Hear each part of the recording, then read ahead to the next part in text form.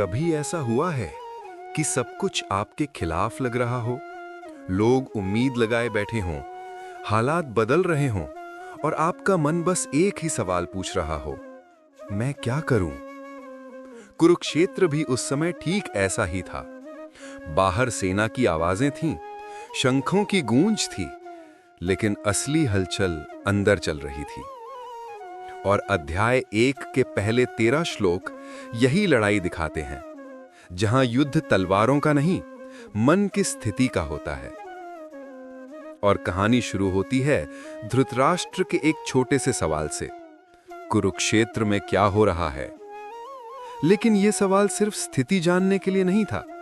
यह उस डर से भरा सवाल था जो हर उस इंसान के अंदर होता है जिसने अपनी तरफ से गलत फैसले लिए हों।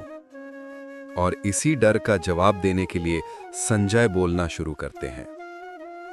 संजय बताता है कि युद्ध शुरू होने ही वाला है और सबसे पहले दुर्योधन अपने गुरु द्रोण की ओर भागता है।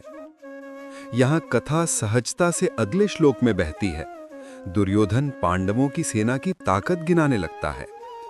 इतनी सारी शक्तियां गिनाना, लेकिन यह ताकत दिखाने के लिए नहीं था, यह खुद को ढांढस बंधाने की कोशिश थी।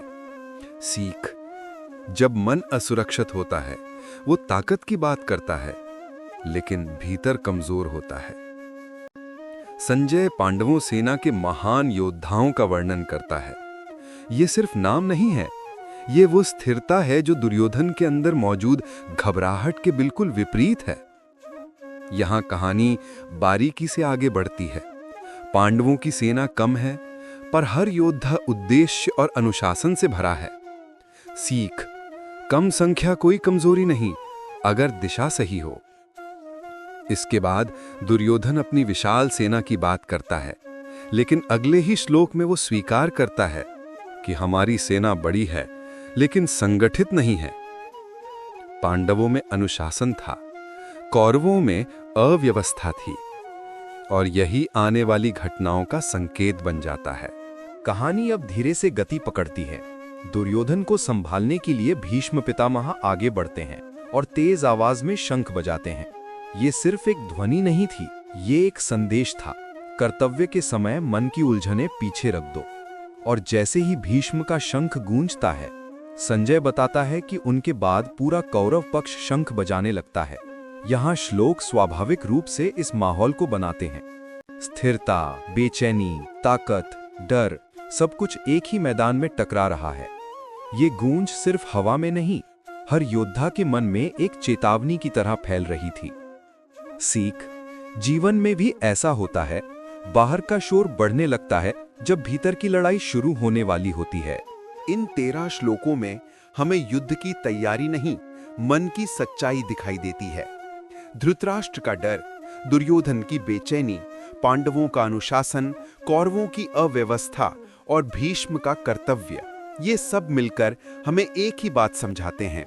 जिंदगी के असली युद्ध बाहर नहीं, हमारे मन के अंदर होते हैं, जहां हमारी ताकत, हमारे डर और हमारे फैसले एक साथ खड़े होकर हमें परखते हैं। और ये तो बस शुरुआत थी। अभी अर्जुन की असली लड़ाई शुरू भी नहीं हुई है और अभी कृष्ण ने एक भी शब्द नहीं कहा है। अगले अध्याय में जो होने वाला है वो सिर्फ अर्जुन की नहीं, हम सभी की जिंदगी की तस्वीर साफ कर देता है। अगर आप देखना चाहते हैं कि अर्जुन अपने मन के तूफान से बाहर कैसे आता है और कृष्ण उसे वो ज्ञान कैसे देते हैं जो आज भी लाखों लोगों की सोच बदल रहा है, तो इस यात्रा के साथ जुड़े रहिए। वीडियो अच्छा लगा हो तो एक लाइक कर दीजिए और चैनल को सब्सक्राइब कर लीजिए ताकि अगला अध्याय आपसे मिस न हो।